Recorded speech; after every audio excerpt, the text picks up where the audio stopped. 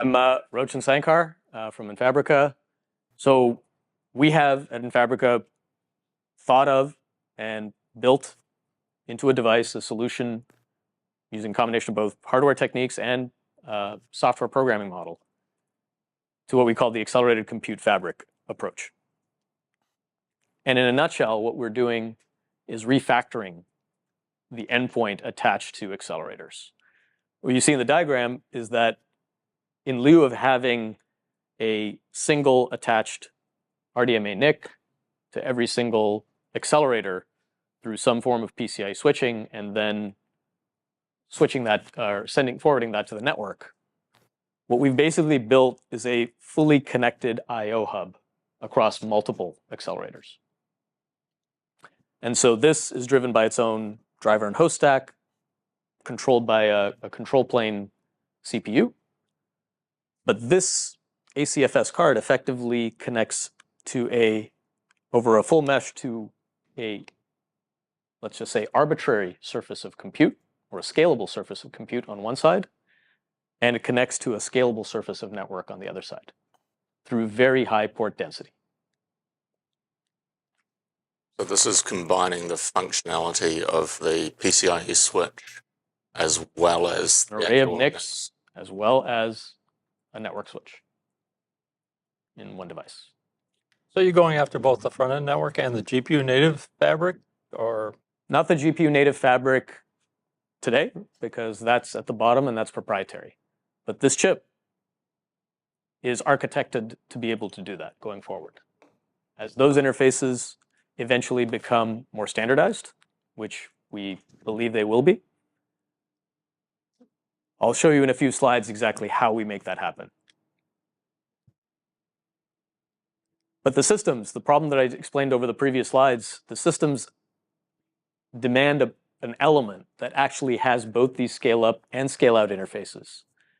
And on the scale-up interfaces, the ability to speak the language of memory, which is the language of inter-process communication, or IPC, reads and writes directly into memory spaces, and has the ability to also speak packets over long distances across a single data center or across data centers as the radius of these fleets go higher. But importantly, AI still moves at the speed of software. The models are evolving, and the parameters and of designing data centers are changing on roughly every 6 to 12 months, much faster than silicon production cycles. So hardwiring, transport, hardwiring, scale on both sides of this problem has tremendous disadvantages in terms of innovation velocity. So a single important goal of our design was to allow software to program how those memory interfaces that we connect to on the bottom actually map into packets. Allow software to control that, and vice versa. Allow software to control how packets get separated, spliced into things that we write into memories and memory spaces. A couple of questions. The diagram shows two of the ACFS chips in there. This is still a single host because you're only showing a single CPU in there? It can be any number of hosts. In this example, I show one, but it could be all CPUs. And then what does this look like as an implementation? We're seeing this as being a replacement on the main board of the system. Hold that thought. External PCI? Hold that thought. We'll get to the diagrams on systems. I'm walking you through this. It's doing both the functionality of the PCIe switch within the server as well as the NICs that the server might have plugged into that? Correct.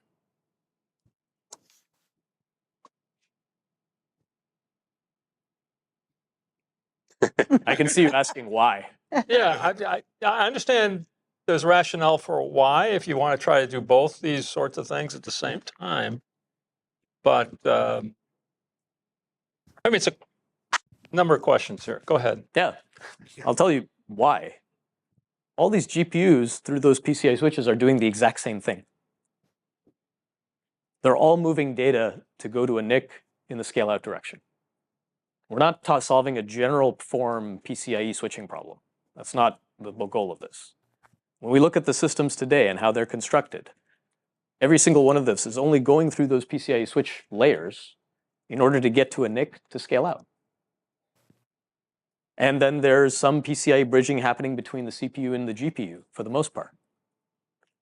So if you have a single NIC that has a by 16 PCI interface, and then that's replicated like 8 times in the same server, they're all doing the same thing to a bunch of PCIe switches. And off those switches is a PCIe NIC that is then converting that to Ethernet to go to the next layer of hops. And by the way, they're all operating on the same model when we're talking about hyperscale models. They're all CUDAs and NICL are able to understand the memory spaces across each of them. So this is effectively acting like one big Where's GPU. the memory in the server here? Inside the GPU, the HBM.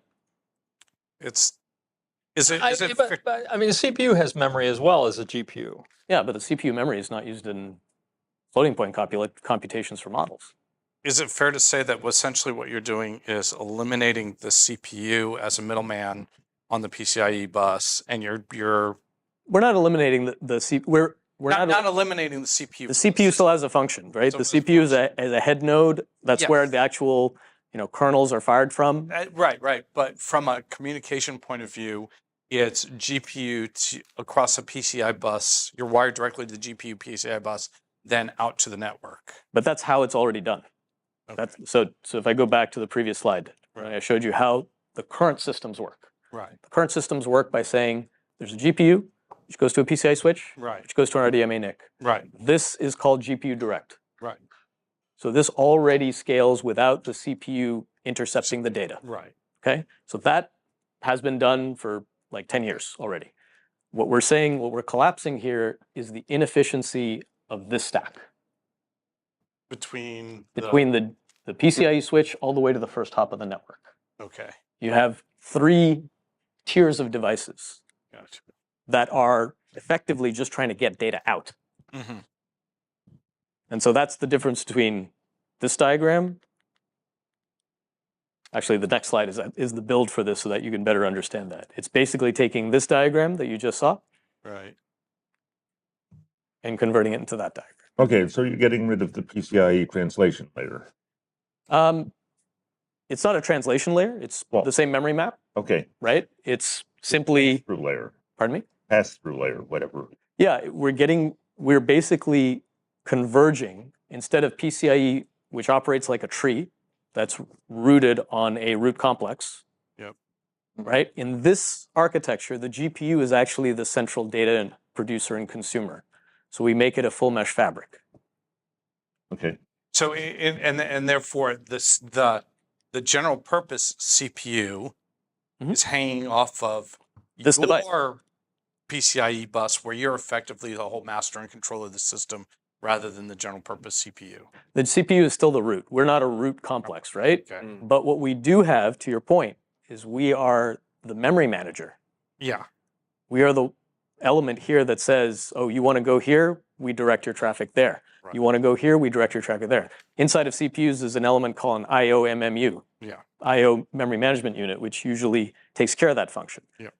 But it's got performance bottlenecks. If everything, especially a group of 4 GPUs, has to go back to that IO MMU in order to figure out where to actually push its data to. So this is like a hub and spoke model for how GPUs can communicate, scale up and scale out. Yeah. I got it. I think a number of people here are still lost. The internals of the CPU, you've taken a logical component out of the internals of the CPU, the IO MMU, and you've pulled it into. We haven't taken it out. You haven't taken it out, but from a logic. We've offloaded a portion of that. Offloaded a portion of that. Yeah. That has to do with how data would move in just the collective communication function. Specifically for the GPU communication. Yeah, although it also works for storage and it also works for memory. The exact same model works for, in general form, across any PCIe attached device. So where does So you're an MMU co-processor, kind of. It's just an embedded memory translation engine, high performance offloaded memory translation engine. And physically, so there's a chip. That's right. Physically, how does that chip get into the system? So this chip effectively resides as what we call a super NIC. So it sits on what would conceivably be a network card of some sort, right? But I want to reset you because when we started this, we said we're reinventing networking, right? The role of a PCIe networking card has no relevance in AI going forward. It may still be PCIe, but the fact that it's a by 16 hanging off of like a particular slot is not the problem that we're trying to solve. We're not trying to mix and match different type of PCIe slots on a CPU server. These are 8 GPU or 4 GPU or multi-GPU systems that are each connecting to their own NIC today to scale out. And they also happen to be connecting to some PCIe switching subsystem in order to talk to the CPU. And they also happen to be connecting to NVLink in some cases to talk to each other. Do you envisage this going onto the main board at some point? Or is No. this is an add-on to go into existing server infrastructure? There are server designs already today that disaggregate the PCIe through a kind of a PCIe backplane to get to a tier or a tray where all that exists. If you're familiar with a DGX type of architecture, which basically powers all of AI today, it is exactly that. There's a GPU shelf, a CPU shelf, and then a PCIe backplane that basically fans out to a number of NIC cards. But those NIC cards are legacy NIC cards. I mean, in terms of form factor and how they're constructed. And we're basically saying, make that a fully switchable, routable, shared element across all of them. So you can put it into existing infrastructure form factors that already mostly exist out there. Like we don't have to completely re-architect servers. So I will tell you that there's definitely a hardware modification that's required for this. We can't stuff this device into a PCIe form factor as they exist today. But we happen to be in a era right now of massive change that's happening, primarily coming down from the redesign of data centers to accommodate AI. And with that, we're seeing liquid-cooled form factors, we're seeing new server, sort of chassis architectures that are intended to address this. So there is some, how should I say, foreignness when you look at this and you're like, yeah, but where you does this already go? stated that we're already challenging prior assumptions We are. of what the design would be, and that may it may open real estate that was previously considered you couldn't touch that part. It's the real estate as the rack. And what's being re-examined now is how that rack is organized. Yeah, that's kind of where I'm going with this, is to understand how it's a bridge to the new world. So the challenges there tend to be how much compatibility with what came before does there need to be to get adoption? Yes and Something too radically new is like, I've got to change everything that's too hard. Totally. And What is that's that a super important point, but I want to emphasize that the hardware shape or the connector shape is actually the lowest on that list. Yeah, The highest on the list is the programming model. well, there's the programming aspect of it, but to address your issue, and if you actually do have something that could make this type of change and this type of improvement, the adoption will eventually be complete. And a perfect example of that is going from asynchronous memory buses to synchronous memory buses. Once it was demonstrated that synchronous memory buses were way faster than asynchronous ones, everybody has them now. And it was a change that happened 15, 20 years ago now. But before that, you always had asynchronous memory buses. Which is different than like a Cisco's converged network adapter, and having people in the compute domain of UCS only adopt a fabric interconnect that doesn't technically exist that way in, say, other server manufacturers. So yours is, to be fair, general problem space, not I'm a networking company, let's figure out how to make everything look like a network. That's right. Okay. That's right. We are trying to solve the general problem of heterogeneous accelerated computing, which, again, we're a startup. We take risks. Oh. The risk we're taking is that this will evolve rapidly towards different server You're not architecture. the product manager in another company that gets shot down for that idea because you have attacked the core tenet of design. And so far, I would say the last 2 years, the trend line towards change in this direction is definitely there, because we have to, again, go back to not what incumbency is. What is the driving impetus for how data centers need to be built going forward? And they are about TCO, power, and compute efficiency. That's what forces people to take those assumptions and throw away, not just at small companies, at the largest companies in the world. So you may still ask, why are we doing this? Like, why are we? So I've explained the concept, but maybe it's still not totally clear, especially to you. Why we're doing this. Where I am, appreciate that. so show me what it is. We've talked a bit about what it isn't. We'll talk about what it is from a systems perspective first, and we'll talk about it at the chip level, and then we'll talk about it at the system level. I mean, at the board level, like how it inserts. So bear with me. What this does, we talked about 3 different ways that, or actually 3 or 4 different ways accelerators are connecting. They're connecting through a GPU fabric on one side that's actually pasted on the motherboard itself of the GPU server. They're connected through PCIe switching to a CPU in some cases, or a chip-to-chip link if it's the case of a Grace Blackwell. It's connected through PCIe to a NIC that then scales out to a back-end network that goes for larger radius to connect up tens of thousands of GPUs. And then there's also a front-end network that connects to the the main data center for storage, to the rest of the infrastructure. So we literally have 4. Actually, there's a 5th if you count management. So there are too many networks that don't talk to each other. That's the first observation. And each of these scale differently, independently, and they have different speeds and feeds. And certainly different, quote-unquote, fabric managers, the ones that are actually the software that's responsible for ensuring that all this connectivity stays up.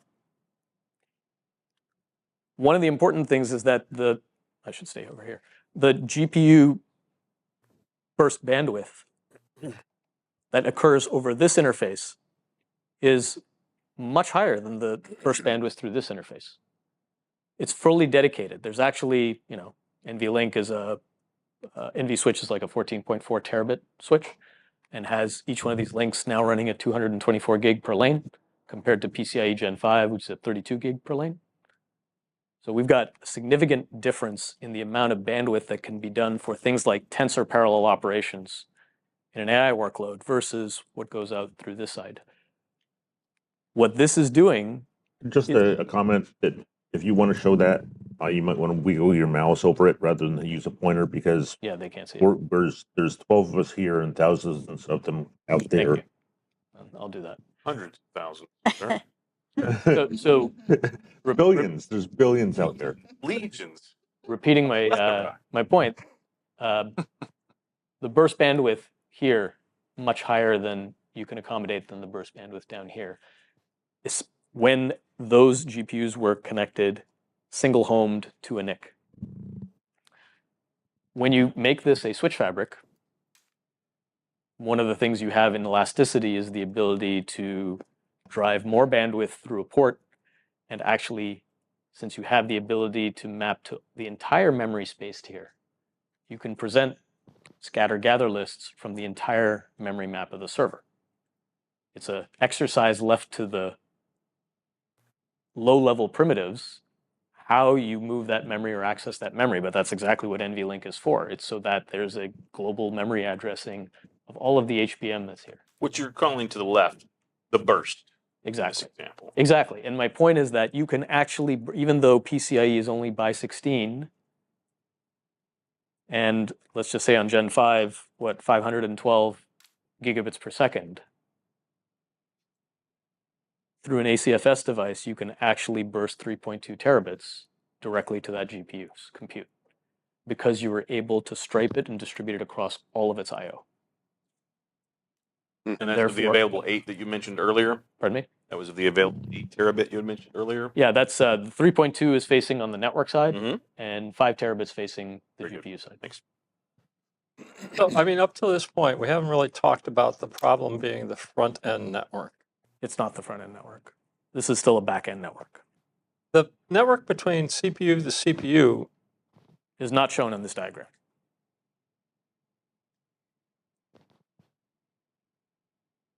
What is the logical rail switch here to COLOS network? Between GPUs.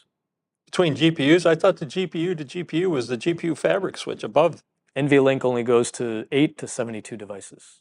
People are That's building Yeah. 100,000. interbox versus between boxes. Yeah. So the GPU to GPU fabric at the tops and the bottoms of the chart are what's on the boards connecting the two fabric on a single inside a single box. So you're saying this is the back-end GPU to GPU network across servers? Across servers, Yes. outside of the box. And Yeah, the that's problem, what- one of the problems I is got you. I that- got you. The I got you, super I got NIC. you, I got Super you. NIC, I'm there. right? But then a part of the problem we're solving for is inside the box you have more bandwidth than you do outside the box, and getting that across the PCIe link between the GPUs in the box going to the NICs to get out is an area of contention. We're not making this up. This is exactly how these guys are building it. I understand the back-end network is a challenge, and it wasn't clear to me that you were talking about the one within the server versus the one outside the server. And now I understand, so I'm good. Good. That RDMA NIC scale-out model on the back network is how all of these clusters are. But he did help me because I thought this was also going to be the front end network as well. It can. Okay. And that's actually one of the benefits, that if you choose, like one of the hyperscaler data centers has chosen, to actually not separate those physically, but actually make them logically separate within switches, you can do that. So that you can collapse your number of networks down from, we did it from 5 to 3, maybe you can go 3 to 2.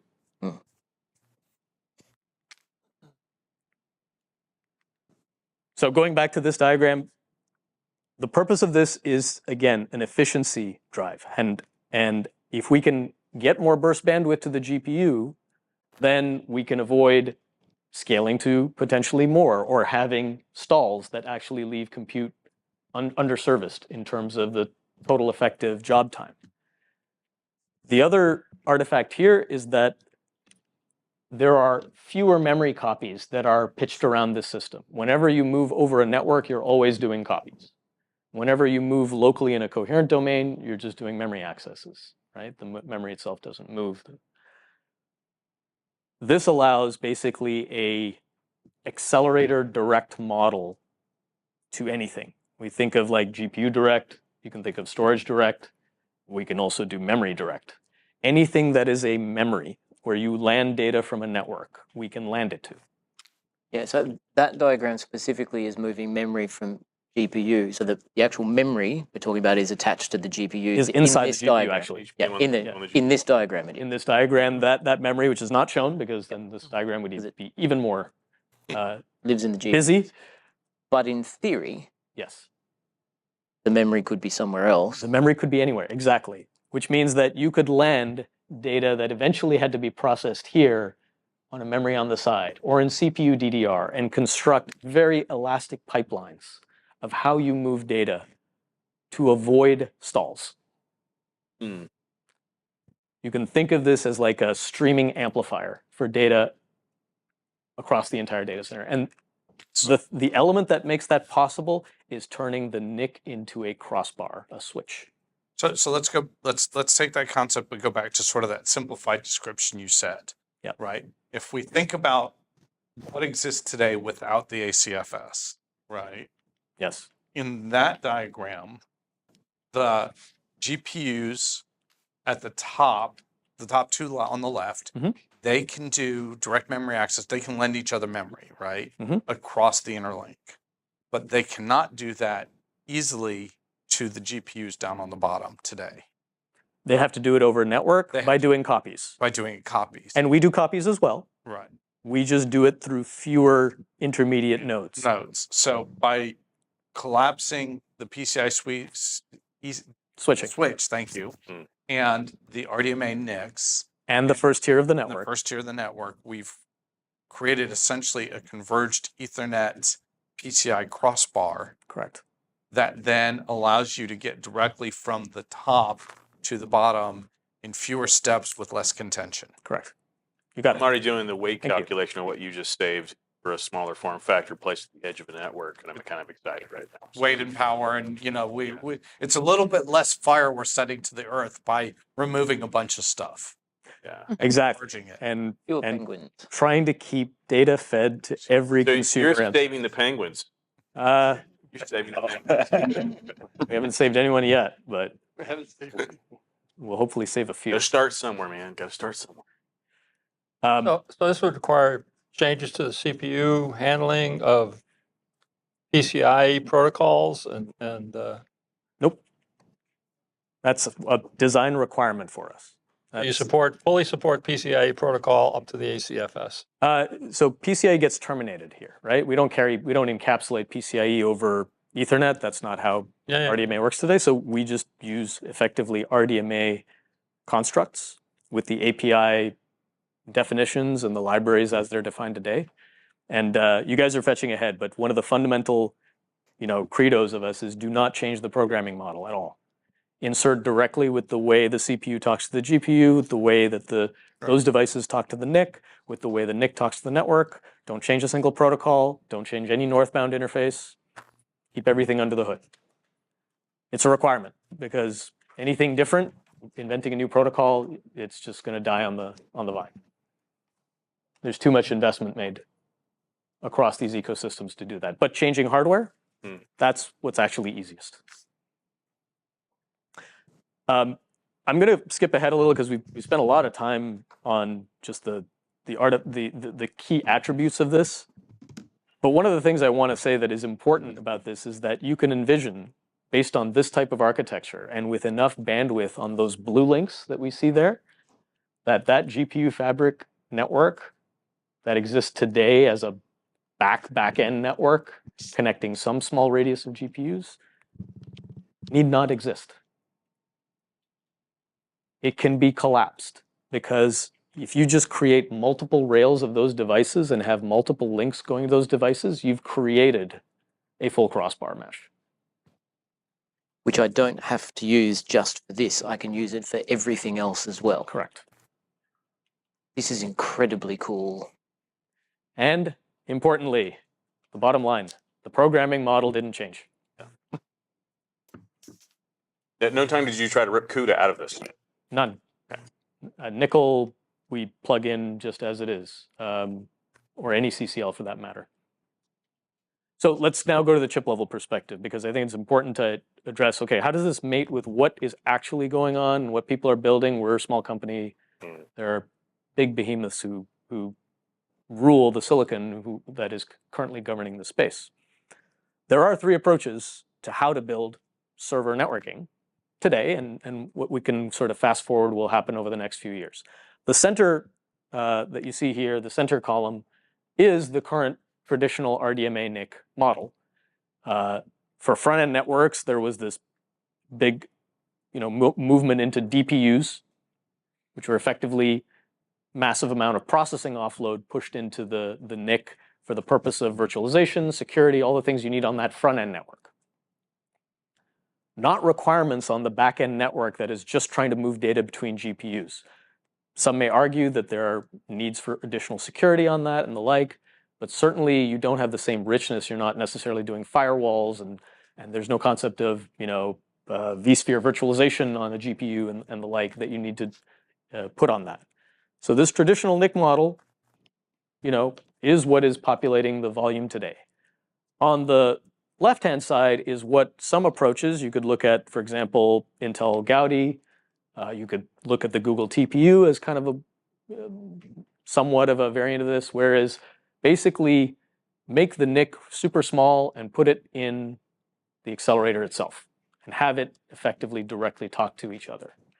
And so that's another approach, although when you have it be a very tiny NIC, it can't be that great of a scheduling NIC. And therefore you might have a lot more variance in the amount of buffering or congestion control you need in the network, might require a deep buffered switch. And in fact, that is some of the reality that we do see in terms of how those types of accelerators get deployed in data centers. What we are postulating here is that the best, most efficient architecture is on the right-hand side. It's a mega NIC.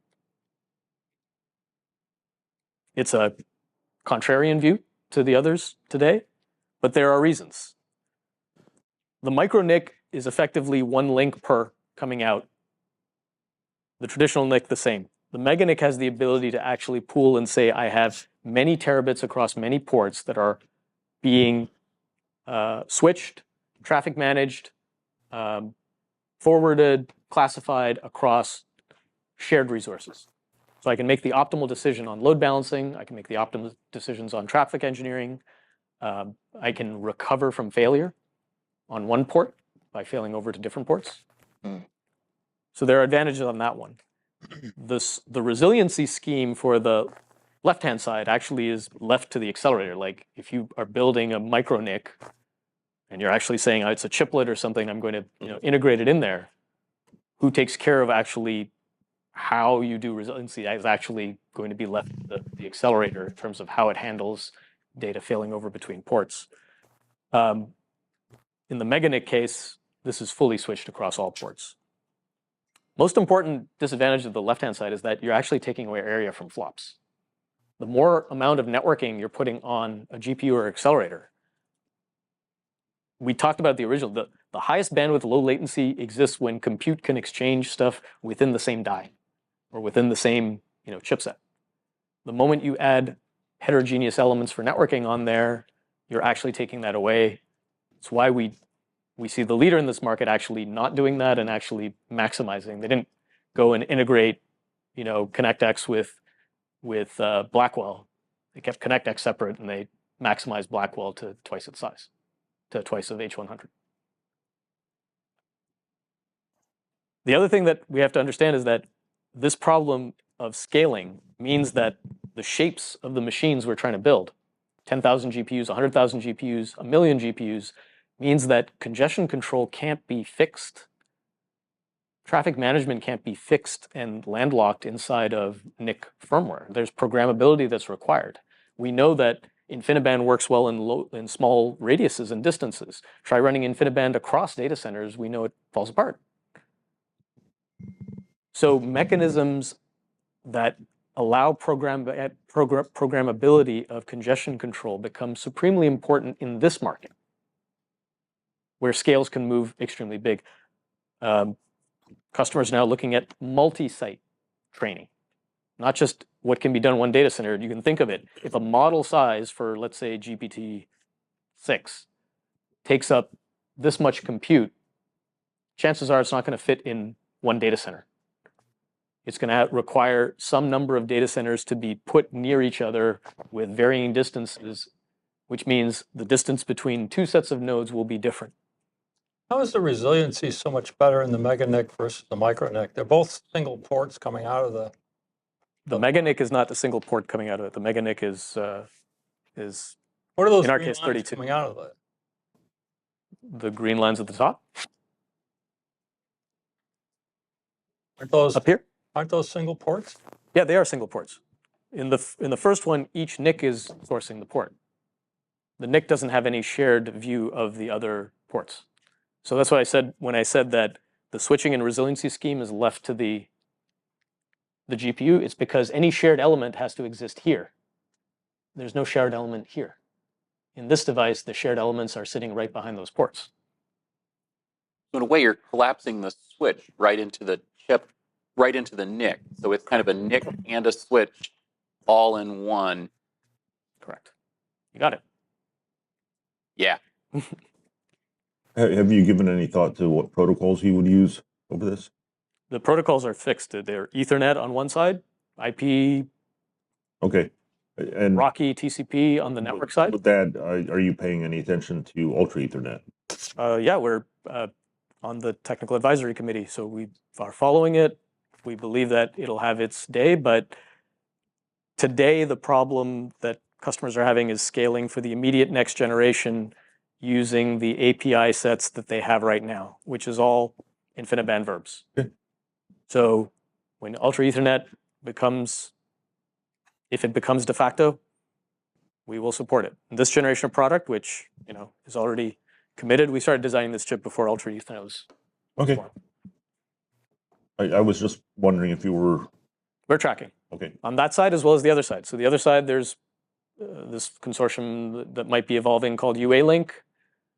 But basically, everybody recognizes that PCIe is probably not the right interface for streaming data to accelerators. There's a lot of overhead, a lot of backwards compatibility requirements there. It's what we have today. certainly PCIe 7, 6, and 7 get further on that, and that what we think is the window for the next few years. But there likely is a higher throughput, because we know we can do SerDes at 224 gig instead of just 64 gig on PCIe Gen 6. So there's likely movement on the blue side as well as the green side. I mean, so would this handle storage as well? I mean, yeah, just replace GPU here is treated like memory, because it's simply from a networking device's point of view, it's where you land and where you gather from a scatter-gather list memory to be able to push into a packet. So replace a GPU with storage, replace a GPU with CXL memory drives, replace it with CPU with DDR attached, the model stays the same. The storage is just slow memory. Memory is just fast storage. It's slow, disorganized memory. Justin. Yes. And a file system's just an awful database. So the attributes of this, though, are that it's a resilient network that can choose between doing fat or skinny links. There are advantages to that. Skinny links, you can have a much wider port density to connect to the next tier of network, so there's more path diversity. Fat links have the maximum amount, the lowest latency in terms of serialization speed and transfer if you're moving one particular big flow through that particular pipe. But every port here is a full router, which means that any port failing doesn't affect the other ports. There's no shared fate. And that last point you've made a couple times around the programmable aspect of this,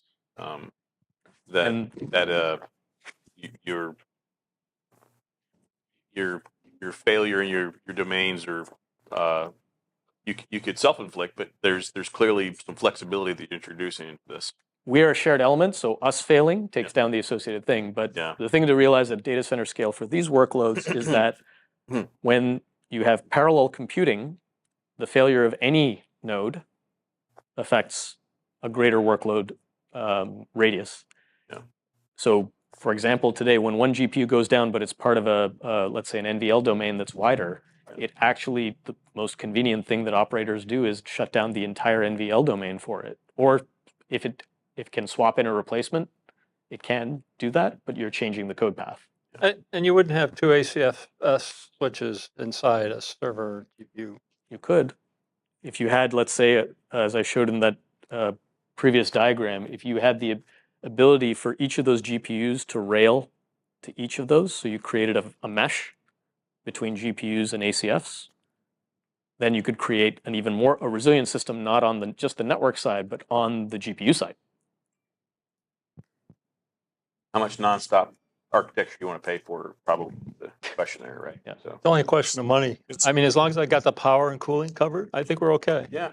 Well, this should actually drop the total number of components. So it's more a matter of how big do you define a server to be? Is it a rack? Yeah. Is it multi-rack?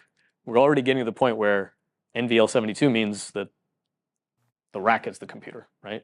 Yeah.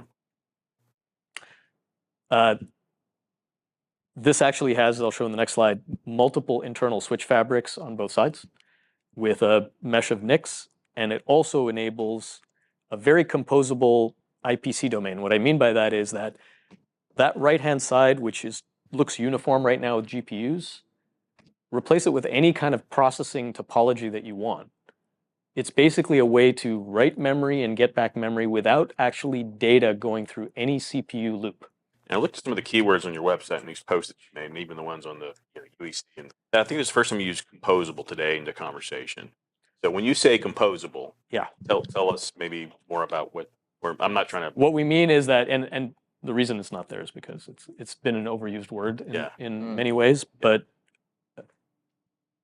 ultimately we've settled into kind of there's a training workload, there's an inference workload, but there's actually an extremely rich set of application integrations that are going to occur between analytics, between RAG, that we can see going forward. And in those situations, there may be a significant amount of floating point computation, a significant amount of scalar computation, significant amount of data organization, preprocessing, or caching that has to happen, which means that you may think of a node as not just being a uniform set of GPUs. We do that here because that's foundational training is right now the core focus of Andy had a position that there needs to be more action, not just more chat. So I think probably win him over with that argument too. And what do you need for that? You need data lakes. You need things that will be able to go and access, big pools of data store sitting right next to it. And this would actually allow you to distribute that. This would also allow you to create caching tiers. You could see a couple of those GPUs being replaced by a memory tier that's not bottlenecked by the GPU compute that's slamming HBM or the CPU that's using all its memory channels for all of its processes. That could be dedicated memory store. Oh, yeah, I guess it's the other question. Is the memory bus hanging off this thing as well? No, we don't have any direct memory interfaces. So there's no DDR interfaces for user data. There is a DDR off of us for the embedded CPU that we have on the device, but DDR would be the way that we connect to memory is over CXL. So when we say memory data store down here, we're talking about CXL attached memory, which effectively uses the PCIe, the same PCIe. You don't pay me now. Yeah. Now, well, yes and no. It's not quite what you think. Well, We were all speculating about this the whole Yeah. time, and you said it. I did say CXL. There you go.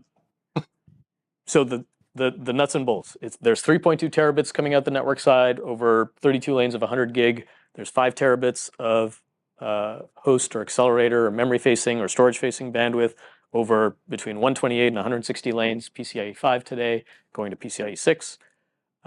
And it can connect anything through its shared network and compute interfaces. And in the center is where we do all the memory translation, the buffering, the shared buffering between all of these so that we can absorb bursts from any side. So any port can switch to any port. Speaking of the CXL side of thing, thinking ahead, because CXL 1 doesn't have the switching, but 2 does. Correct. We're a 2 plus compliant. You're a 2. CXL. You will be 2 plus. Okay, Yeah. great. But the way that we think CXL is actually even more useful is as a DMA store, where you don't really have to use the CXL protocol to get there. One of the fancy tricks we can do is a GPU can talk to us over PCIe, and we can land its data in CXL memory.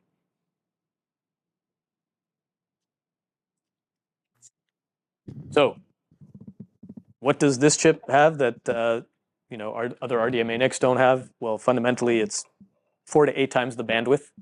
It's got 4 to 8 times the path diversity and radix, embedded support for PCIe and CXL switching.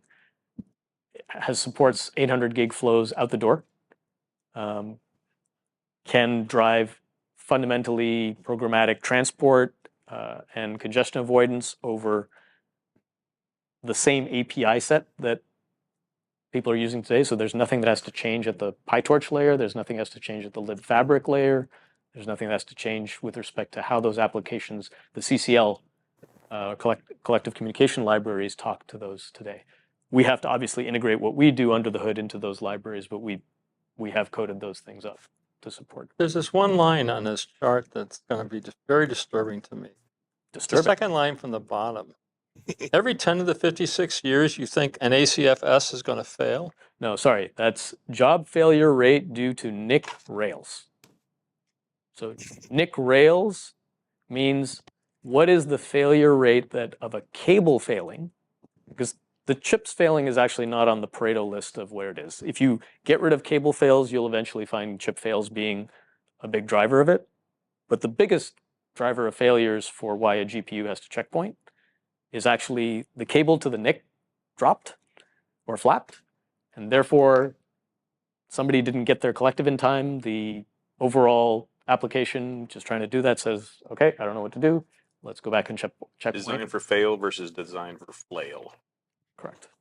So that every 23 minutes is the product of there being 100,000 nodes and cables that can fail at an MTBF of like 5 years. We're not saying that the MTBF of an ACFS is every 10 to the power of whatever years. What we are saying is that the chances that a network fail will brick a GPU is that frequency.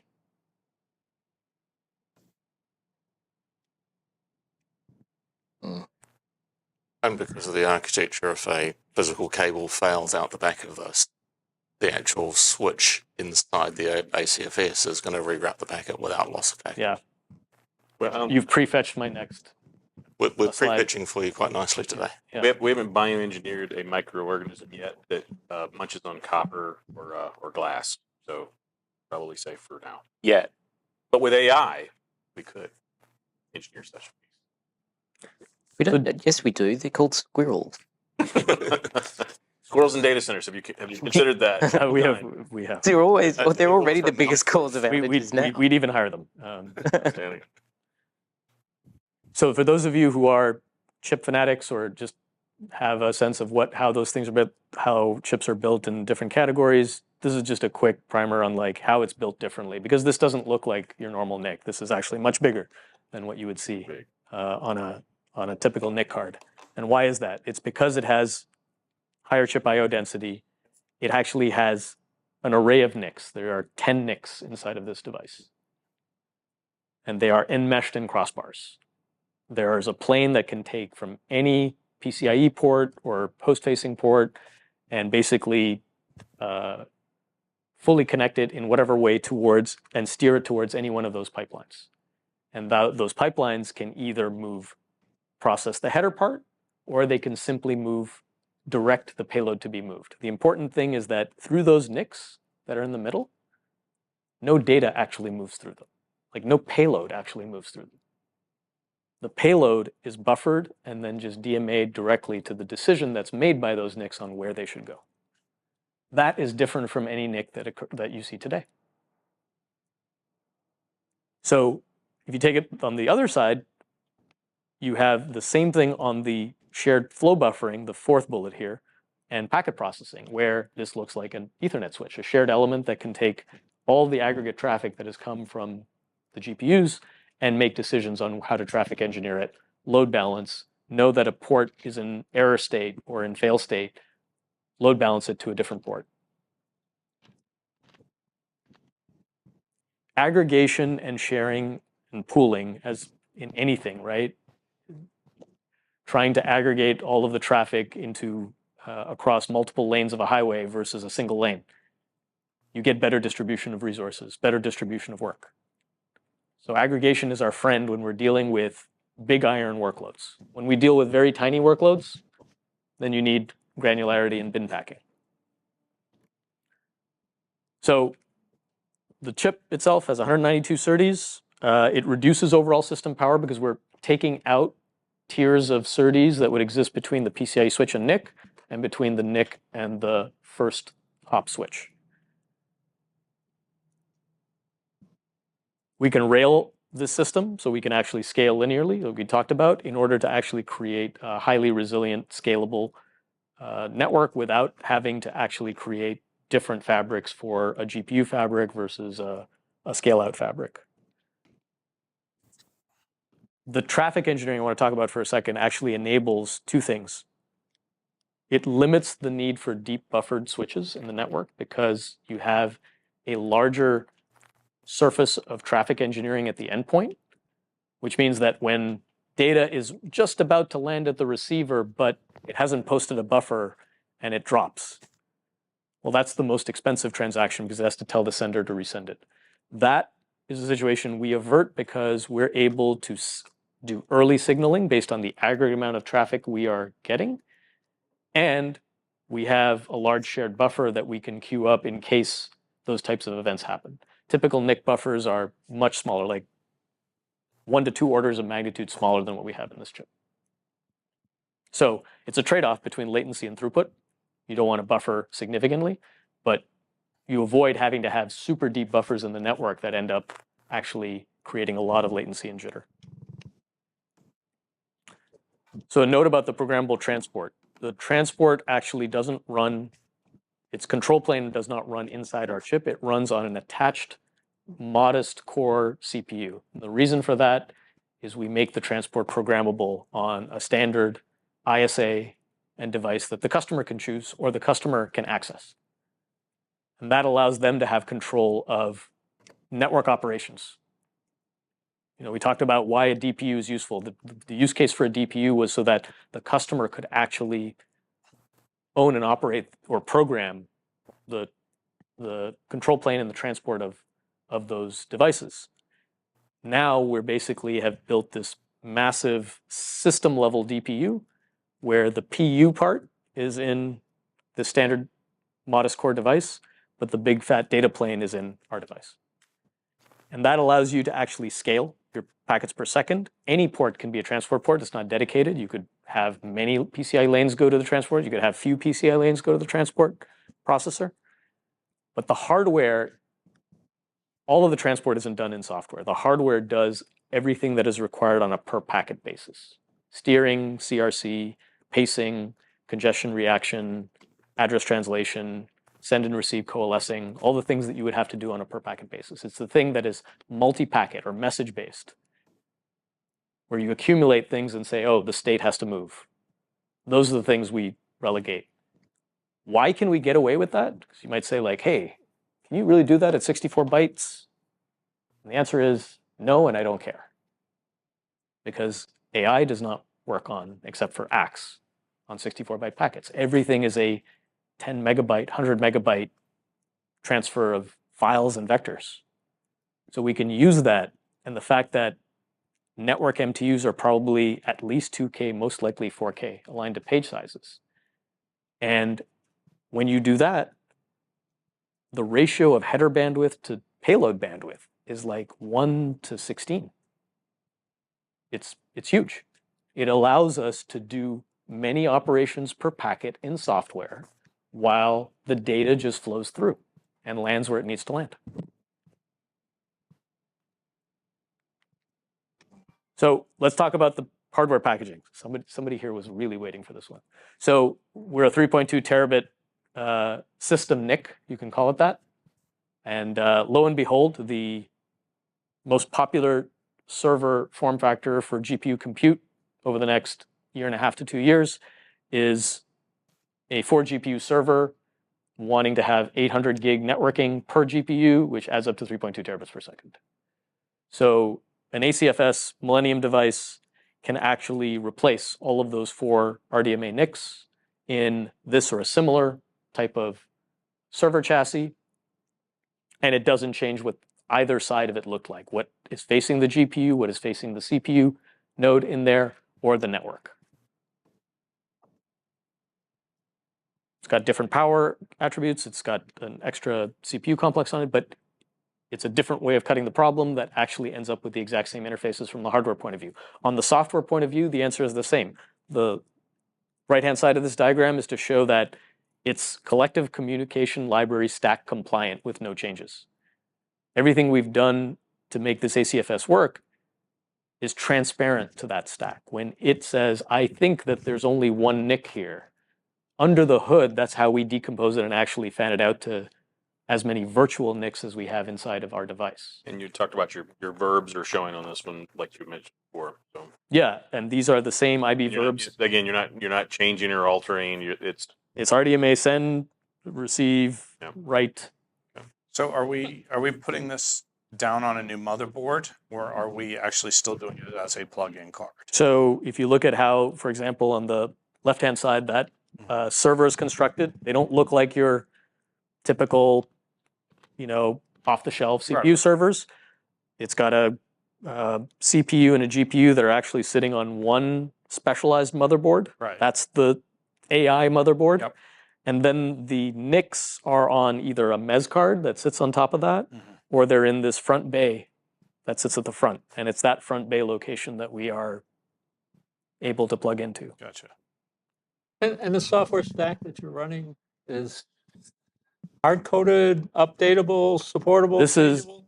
so everything that we're doing as components when it comes to the verbs layer, the collective plugin layer, is upstreamed in open source. So we're pushing it into Linux when we have it. And it's a driver, like it's just like drivers, right? So those things will be open source. The driver layer, talks to our hardware, but we want to upstream it so that it's part of Linux, and we are actually using Linux. Like that This is not specialized transport in firmware that's inside of a NIC that no one else can access. Booting and stuff like that, which requires driver support. I mean, how does that play out in this? Because I mean, you're swapping out the PCI bus, right? We're not talking the PCI. We're on the PCI bus. Nothing changed about PCIe. We're on the PCIe bus. So the same way that a CPU would boot, Yeah, okay. we just have to enumerate as part of the PCIe subsystem. That's actually the point. What we're not doing, I just want to make sure it's clear, we're not inventing like a new NVLink.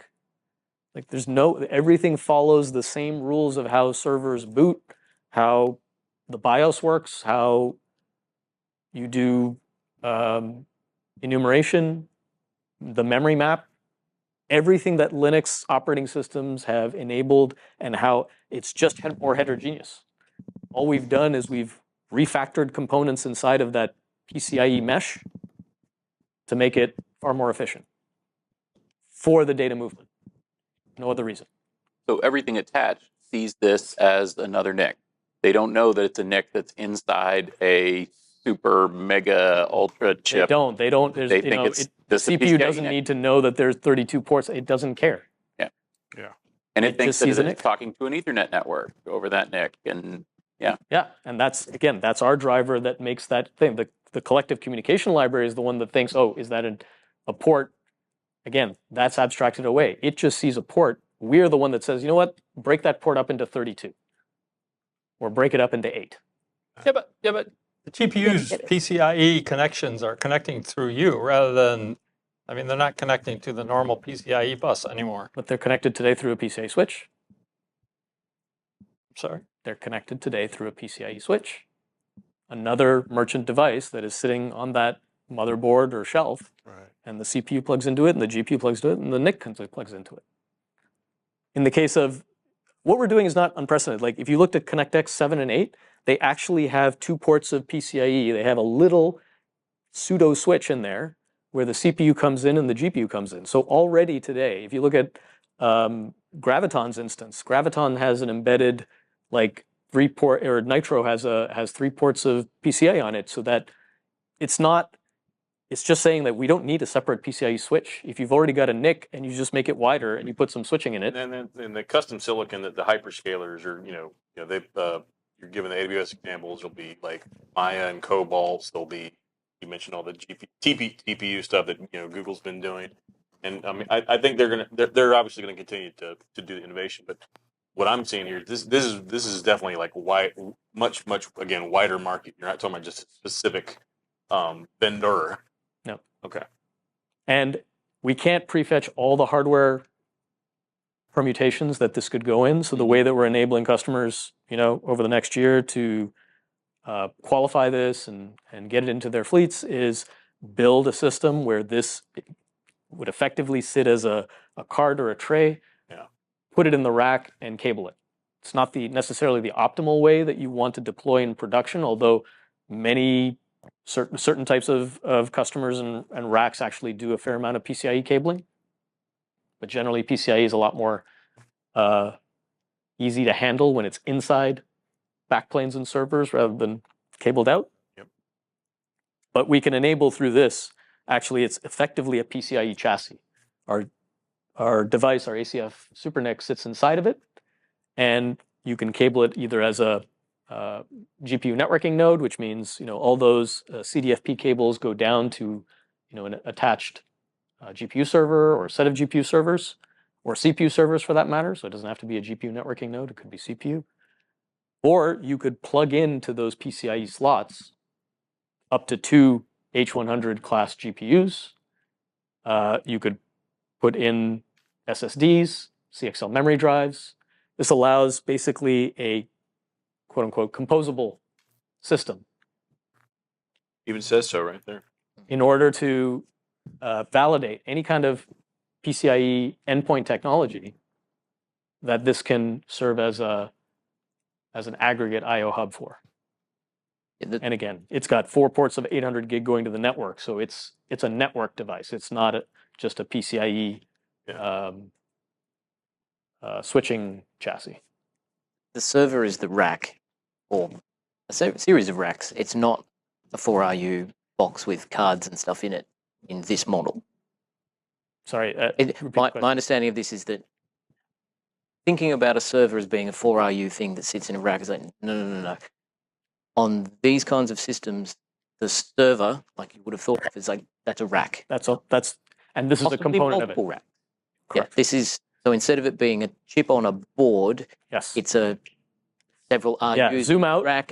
and think, because already these are not packing, I mean, the GB200 is a 1U server, liquid cooled, but before that, DGXs were 8U or 10U class servers. I mean, you could only put 2 of them in a rack. So again, They how were we giving a visual in the earlier dinner that came through. One of the sponsors was saying like they had photos of what actually was deployed in a data center, and it was literally like the bottom quartile was the only thing you could put in there because of the power. Yeah. So yeah.